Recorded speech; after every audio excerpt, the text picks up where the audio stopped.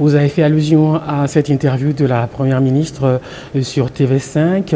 Exactement. Alors, ce qui est curieux, c'est que tout ce qui a été retenu, tout ce qui fait le buzz, ce sont ses réponses à la question du journaliste sur la nationalité des 15 migrants accueillis à Kinshasa et la durée de leur séjour. Madame, nous sommes dans un champ politique. Qu'est-ce que vous avez retenu de ce qu'elle a dit? Moi j'ai retenu pendant ces 12 minutes une intervention. D'abord sur cette question. Bon, la question a été posée de manière globale. Elle a parlé des SEC, la RDC. La nationalité. Non, j'en arrive, madame. S'il vous plaît, s'il vous plaît. Je suis d'accord. S'il vous plaît. Bon, sur la question de la nationalité. La nationalité et la durée du séjour. Madame la Première ministre a dit que ces demandeurs d'asile aux États-Unis sont localisés géographiquement au niveau de l'Amérique latine. Nous tous, nous savons. Nous tous, nous sommes au courant que l'Amérique latine n'a que 3 pays. Ah ah. Ben oui. 3 pays. Sans déconner. Oui, 3 pays. Il y a la Colombie, le Pérou et l'Équateur. Vous voulez qu'on sorte une carte géographique de l'Amérique Faites-le latine? sortir. Il n'y a que ces pays-là. Et il n'y en a que 15 qui sont venus. Mais sur la question de la durée. Yannick, je peux avoir une carte géographique? Oui, de ma l'Amérique Première latine? ministre a été prudentielle. Parce que ceux qui sont venus, le 15, Et le Brésil se trouve où? l'Amérique latine, c'est 3 pays. À moins que...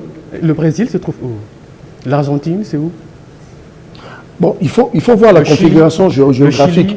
Il y a l'Amérique du Nord. Le Mexique, c'est où? Non, j'en arrive. Il y a l'Amérique du Nord. Cuba, c'est où? Non, madame, j'en arrive. Il y a l'Amérique du Nord et il y a l'Amérique latine. Il y a aussi au centre de l'Amérique et tous ces pays sont situés géographiquement. On les appelle. Mais ici, nous parlons de 3 pays de l'Amérique latine qui sont venus en République démocratique du Congo. Il y a le Pérou, il y a l'Équateur et je crois la Colombie. Ils sont au nombre de 15.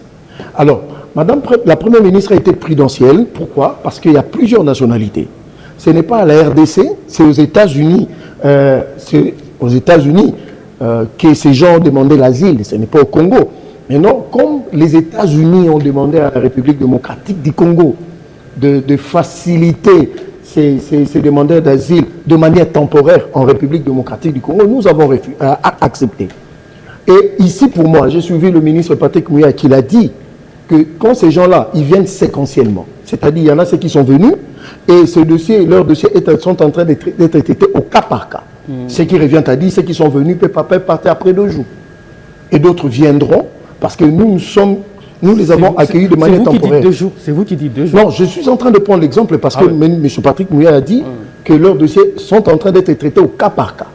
Donc il y en a ceux qui peuvent faire moins longtemps, ceux qui feront plus longtemps que les autres. C'est difficile de quantifier le temps. Mais ce qui est vrai, que nous, la République démocratique du Congo, avec notre migration, avec la migration des États-Unis, nous nous conformons aux normes internationales en matière de migration. De l'OIM. Et que ce sont des demandeurs d'asile aux États-Unis et ils sont ici de manière temporaire. C'est ce que Madame la Première ministre voulait dire. Maintenant, la question de savoir ils vont faire combien de temps, c'est difficile de le dire parce qu'ils sont en train de venir de manière séquentielle. Aujourd'hui c'est 15, demain c'est 20. Les 15 qui sont venus, leurs dossiers sont en train d'être traités et à un moment bien déterminé, la RDC sera obligée de libérer ces gens-là. Et c'est comme ça parce que nous avons une coopération aujourd'hui bilatérale avec les États-Unis. Elle a dit tout ça. Alors, donc voilà.